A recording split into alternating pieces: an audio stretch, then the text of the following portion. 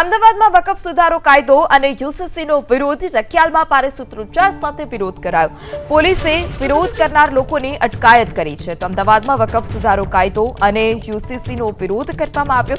રખિયાલ વિસ્તારમાં લોકોએ ભારે સૂત્રોચ્ચાર કરી અને વિરોધ નોંધાવ્યો હતો અને આ સમગ્ર મામલે પોલીસ પણ ઘટના સ્થળ પર પહોંચી હતી અને જેટલા પણ લોકો વિરોધ કરી રહ્યા હતા તે વિરોધ કરતા લોકોની અટકાયત કરી।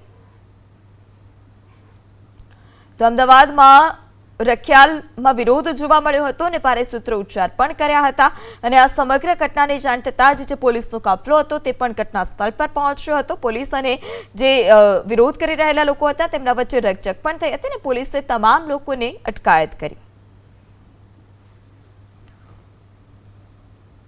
સુરતના લાલભાઈ ક્રિકેટ સ્ટેડિયમના કોન્ટ્રાક્ટર પરિવારનો વિવાદ હવે સામે આવ્યો છે।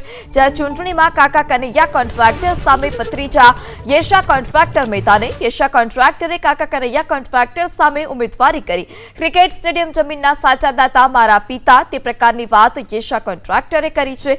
1987માં મારા પિતાએ જમીન દાનમાં આપી હતી। સ્ટેડિયમ પેનલ દાતા હોવાનો ખોટો દાવો કરે છે।